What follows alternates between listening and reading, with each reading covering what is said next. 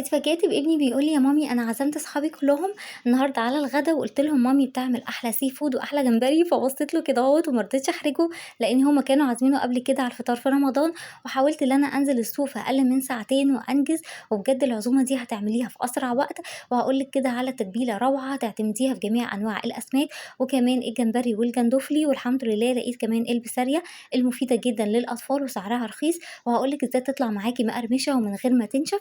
كل ده هتعرفيه إن شاء الله في الفيديو النهارده، تابعي معايا الفيديو للآخر وبإذن الله هتستفادي. بس بالله عليكِ قبل ما نبدأ الفيديو ما تنسيش تحطي لي لايك ودوسي اشتراك لو أول مرة تشوفي القناة. نسمي الله ونبدأ الوصفة. أول حاجة عشان سفرة السي فود تطلع معاكي مظبوطة وشرفك قدام ضيوفك لازم تختاري السمك يكون طازة، تفتحي كده الخشين بتاعته لو لقيتيها لونها أحمر، ولو تكيتي عليها بصبعك لقيتيه كده السمكة ناشفة مش طرية وملهاش ريحة كده قوية أو ريحة مش حلوة، يبقى كده السمك طازة ما شاء الله وتشتريه وتبدأي كده تنفذي فيه بإذن الله الطريقة الجميلة اللي أنا هقولها لك دلوقتي. ده سمك المازاليا زي ما قلت لك عليه، سمك جميل جدا ونضيف ومفهوش أي قشور وبيبقى سهل جدا في التنظيف. والجمبري طبعًا محتاج اللي إحنا هنغسله كويس، وبعد كده هنشيل الكيس الرمل اللي فيه، مهم جدًا اللي إحنا نشيله ما ينفعش أبدًا إن هو يتطبخ بيه. كمان لقيت البسارية حلوة جدًا في السوق فجبتها، والبسارية أنا بانضفها كويس وباشيل الراس بتاعتها، وباشيل كده الخيط الرمل برضه اللي فيها، وده مهم بالنسبة لي باحبها كده، لكن ما فيش أي مشكلة لو اتطبخت بالراس بتاعتها، يعني حتى في المطاعم بنلاقيها يعني بيغسلوها وبيطبخوها كده زي ما هي. بس أنا باحب أشيل الراس بتاعتها والخيط برضه الرفيّع اللي فيه زي الجمبري كده. أول حاجة أنا هابدأ أجهّز التتبيلة الرهيبة اللي بجد هتشرّفِك قدّام ضيوفِك وهتعتمديها في جميع أنواع الأسماك، وهناخد كمان كده معلقة صغيّرة هنحطها على الرز وكمان هنحطها على الجمبري والجندوفلي. أول حاجة أنا جبت راس توم كبيرة حطيتها في الكبة وقطعت عليها فلفل أحمر ألوان، ومش باحب أضيف الفلفل الأصفر باحس كده إن هو بيغيّر طعم الوصفة، فاكتفيت بس بالفلفل الأحمر، وهاضيف كمان قرن فلفل حامي و2 من الفلفل العادي أو البارد، لو عايزة كمان تضيفيه spicy ما فيش مشكلة. بعد كده هاحط البهارات معلقة صغيرة من الفلفل والملح والكزبرة، ومعلقة صغيرة من البابريكا، ومعلقة كبيرة بقى مش صغيرة من بهارات السمك، ودي بتفرق جدًا في التتبيلة بتاعة السمك، بنجيبها كده من عطار موثوق منه أو أي هايبر كبير، بجد بهارات السمك لازم تكون موجودة معاكِ في التتبيلة. هاخد بقى كده كل المكونات بعد ما ضربتها في الكبة وهانزّلها في الطبق اللي أنا هاشتغل بيه، وكان فاضل حبة حلوين كده في الكبة ضفت عليهم معلقتين كبار من الزيت، وكده تكون التتبيلة الجميلة دي جاهزة معايا. هاخد بقى كل أنواع السمك اللي معايا هاتبّلهم بيها حتى البسارية. البسارية في ناس بتقليها على طول وبعد ما بتطلع بتحط عليها رشة من الملح ورشة من البهارات، بس أنا هاضيف معلقة من التتبيلة دي وهتفرق جدًا في طعمها. هاقلّبها كده واسيبها على جنب، بعد كده هاجيب السمك المازاليا وهابدأ اللي أنا أتبّله، وزي ما قُلت لكم تنفع في أي تتبيلة تانية، مش شرط بس أنواع الأسماك اللي أنا مستخدماها في الوصفة هنا. أهم حاجة بقى تاخدي بالِك منها وأنتِ بتحطي التتبيلة في السمك، إن أنتِ تقلّبيه كويس وتحاولي إن التتبيلة تدخل في كل السمك، ما ينفعش اللي أنتِ بقى تحطي في حتة وحتة لأ، عشان كده اللي ييجي ياكل هيحس كده طعمه يعني جزء وجزء لأ، فلازم إن أنتِ التتبيلة توزّعيها على السمك كويس، ولو كان عندِك سمك بلطي مثلًا وكان كبير شوية، بنعمل فتحات بالسكينة في ضهره علشان ندخّل التتبيلة كلّها فيها. أنا هنا السمك بتاعي مفتوح يعني كده عامل زي الفيليه شوية، وهو كان السمكة ما شاء الله كبيرة فقطعتها على أكتر من جزء، وقلّبت بقى التتبيلة كلّها فيها عشان تشرب منها، ومش هاسيبها كتير حوالي ربع ساعة بس عشان السمك بيختلف عن اللحمة، بيكون لحمه أصلًا طري ومش بيحتاج وقت كتير في التتبيلة. آدي بقى هنا الجندوفلي، الجندوفلي طبعًا زي ما قُلت لكم بعد ما صفّيت المَيّة منه هتلاقوا كده المَيّة فيها رملة ناعمة، هاغسله برضه تاني كويس وهابتدي بقى اللي أنا أجهّز أول حاجة الرز. عشان نحضّر رز الصيادية جِبت حلة على النار وحطيتها على نار متوسطة، وحطيت فيها حوالي نُص كوباية من الزيت، وبصلاية كبيرة مفرومة أو متقطعة ناعم، أنا باقطّعها كده الحقيقة علشان ولادي مش بيحبوا شكل البصل المتقطّع متوسط الحجم أو كبير يبان في الرز، لكن هي مش هتفرق طبعًا لو أنتِ حابة إن أنتِ تقطّعيها تقطيعة تانية ما فيش أي مشكلة. أنا هنا بافضّل زي ما قُلت لِك إن أنا أقطّعها كده ناعم، هادّيها بقى تقليبة كويس جدًا، وهاسيبها لحد ما تاخد لون معاكِ بالشكل ده، يكون كده لون بني. عالية، وهو ده بقى السر في اللون بتاع الرز الصيادية اللي فيه بنات بتشتكي إن الرز بيطلع معاها لونه فاتح مش زي اللي بتشتريه من برّه. رشة بقى من القرفة ورشة من الملح والفلفل الأسود بتفرق معاكِ جدًا في الطعم.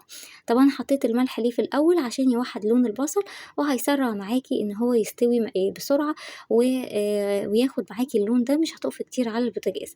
بعد كده جبت معلقة كبيرة من السكر وهاكرملها، والسكر بيفرق جدًا برضه في اللون، يعني إحنا هنخلّي البصل كده تاخد لون غامق مع كمان السكر المكرمل، بجد بتخلّي رز الصيادية في حتة تانية وبيبقى كده زي السكر بجد. بعد كده هاضيف المَيّة السخنة، مهم جدًا المَيّة تكون سخنة، والرز طبعًا المصري معيار المَيّة بتاعته بتكون نفس معيار الرز. ضِفت كمان مكعب من مرقة الخضار، لو مش متوفرة عندِك تقدري تستبدليها بمعلقة من الملح الصيني بتشتريه من أي عطار، هي نفس طعم مكعب المرق.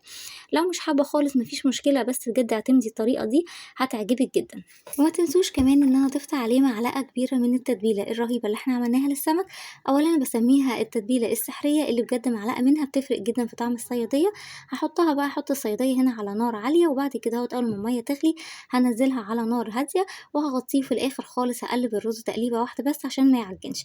بعد كده ابتديت أجهّز الجندوفلي، جبت جريل على النار وحطيت فيه معلقتين كبار من الزيت، وجبت بصلاية متوسطة قطعتها برضه كده مكعبات مش كبيرة ولا صغيرة، فلفل أحمر اللي هو الألوان، أخدت منه حوالي ربع فلفلاية مش كتير، وكمان قرن فلفل حامي. هاقلّب بقى الخضار كلّه مع بعض لحد ما يبتدي إن هو يدبل، مش عايزة إن هو ياخد لون، وبعد كده هانزل عليه بالجندوفلي اللي أنا صفيته كويس من المَيّة. أول ما تحطي الجندوفلي هتلاحظي كده إن هو ابتدى يفتح معاكِ، يبقى دي الجندوفلي دوّة صالح للأكل، لكن لو كانت مقفولة بتكون بايظة ومش كويسة. هو ما شاء الله الجندوفلي كلّه اتفتح أول ما حطيته في النار، وضِفت طبعًا معلقة من تتبيلة السمك اللي إحنا عملناها. مش هاضيف بقى توم أو أي توابل تانية، لإن هي كل دوّة موجود في التتبيلة، حطيت منها معلقة كبيرة، وكمان ما ضفتش أي بهارات خالص، ضِفت بس في الآخر ملح وفلفل أسود، وهاقلّبهم تقليبة، مش هاقلّبهم كتير برضه علشان هتلاقوا كده اللحم بتاع الجندوفلي اللي هو جوّه لو قلّبتيه كتير هتلاقيه نزل معاكِ. بُصّي بقى أول ما تبتدي تتفتح على الآخر، يعني في الأول ما تحطيها تبتدي تفتح شوية، وفي نُص السِوَى كده هتتفتح متوسط، وفي الآخر هتفتح معاكِ خالص. بس كده رشّة بقى من الملح وفي الفلفل الأسود، وفي الآخر خالص هاحط رشّة عليها من الكزبرة، وهاقفل النار وهيكون جاهز معاكِ للتقديم. جِبت بقى الطبق اللي أنا هاقدّم فيه أو أحطّه على السفرة، وعايزة أقول لِك ما شاء الله وأنا باغرفه بجد ريحته تجنن، مالي كده البيت، والصوص كده اللي نازل منه كمان حلو جدًا، ما فيهوش أي أتربة أو أي حاجة، مش محتاج بس غير طبق طحينة، وبجد طعمه رهيب. أنا باحب عن نفسي آكله كده بالطحينة وبس.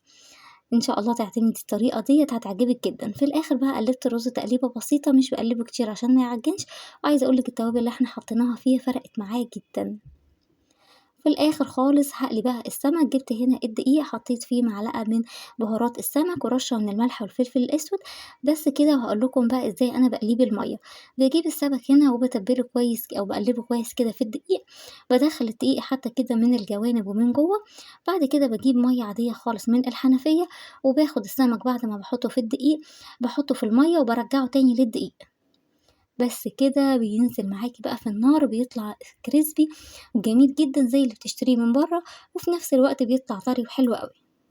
البسارية نفس الكلام هتنزّليها في الدقيق، بس أنا هنا مش هاحطها في المَيّة. ليه بقى؟ علشان البسارية أصلًا بتكون رفيّعة، فإحنا لو نزّلناها في المَيّة ورجعناها تاني للدقيق هتبقى crispy زيادة عن اللزوم، ويعني مش هيبقى هي أصلًا مش فيها لحم كتير، فلمّا تاكليها كده هتحسي إنها نشفت معاكِ. لكن أنا باحطها في التتبيلة اللي إحنا عملناها وفي الدقيق على طول، وبعد كده على الزيت بتطلع معاكِ crispy، وفي نفس الوقت لو سِبتيها شوية بتبقى معاكِ طرية مش ناشفة. في الوقت اللي هيتحمّر فيه السمك هاجهّز آخر صنف معايا وهو الجمبري. جِبت حلة حطيتها على النار وعلّيت النار شوية لحد ما الحلة سخنت، وأول ما أحُط فيها الجمبري هنلاحظ إن لونه كده اتغيّر وبقى orange ما شاء الله. وهاحُط بقى التوابل، معلقة كبيرة من بهارات السمك ورشة من الملح ورشة من الفلفل الأسود، وكمان طماطماية متوسطة مقطّعاها مكعبات وبصلاية متوسطة، وهادّيهم كده تقليبة أو هانطّقهم بالحلة، مش هاستخدم المعلقة علشان الجمبري بيبقى رقيق خالص، مش عايزاه إن هو يفصل معايا بقى الراس والقشر، فعايزاه كده يتقدّم دسم زي ما هو، فمش هاستخدم المعلقة غير في الآخر خالص. بعد كده حطيت قرن فلفل حامي، طبعًا ما نسيتش معلقة كبيرة من التتبيلة اللي إحنا حطيناها، عشان كده هتلاحظوا إن أنا ما ضفتش التوم علشان هي أصلًا موجودة في التتبيلة، فأنا برضه مش عايزة أكتر البهارات عشان نحس بطعم الجمبري. أصلًا الجمبري لو اتسلق على البخار مع رشة من الملح بيكون كمان أفضل وأحلى، يعني ما تكتريش في البهارات. كمان المَيّة مش هتزوديها كتير، يعني أنا حطيت بس هنا ربع كوباية من المَيّة، والخضار بقى هينزل المَيّة بتاعته وكمان الجمبري. هنوطّي عليها، وهنا بقى كان السمك طلع من النار، عايزة أقول لِك ما شاء الله شكله يجنن، بجد تحفة ومقرمش كده وكريسبي، وآدي البسارية أهي عاملة كده زي كنتاكي، يعني بُصّوا ما شاء الله شكلها عامل إزاي، طرية بقى من جوّه. وما تنسوش اللي إحنا ما حطيناش فيها مَيّة علشان ما تبقاش ناشفة. بُصّوا بقى هافتح معاكم واحدة عاملة إزاي ما شاء الله طرية ومن برّه كده crispy، بجد جرّبوها بالطريقة دي هتعجبكم. وقدّمت هنا الرز حطيته كده في بول علشان أقدّمه يكون شكله حلو على السفرة، وفي الآخر خالص حطيت كده رشة من البقدونس أو رشة من الكزبرة عشان نكسر اللون، وكمان حطيت شرايح كده من الليمون. قدّمته بالشكل دوّة، الولاد فرحوا بيه جدًا وبجد هيشرّفِك كده في أي عزومة. وما نسيتش طبعًا السلطة الخضرا، وحطيت فيها في الآخر شوية من المَيّة علشان كده تكون عاملة زي سلطة الحاتي اللي إحنا برضه بناكلها في المطاعم. وكان عندي عصير فراولة بقى وشوية عصاير كده حطيتهم جنب الأكل. وادي الجمبري أهوّة، بُصّوا بقى شكله عامل إزاي، والصوص كده معتدل فيه، يعني مش كتير ولا قليل، بس شوية صوص يعني تاكلوهم بجد كده يعني تحفة. ما تزوّدوش المَيّة كتير في الجمبري ولا تزوّدوا السِوَى بتاعته. بس كده، ودي كانت طريقتي في تقديمة عزومة النهارده. بجد كل الأصناف عجبت الولاد الحمد لله. انتِ كمان اعتمدي الطريقة بتاعتي بإذن الله هتشرفِك كده قدام ضيوفِك. لو عجبِك فيديو النهارده بالله عليكِ ما تنسينيش باللايك، واكتبي لي بقى تعليق إيجابي، واستنيني في فيديو تاني إن شاء الله.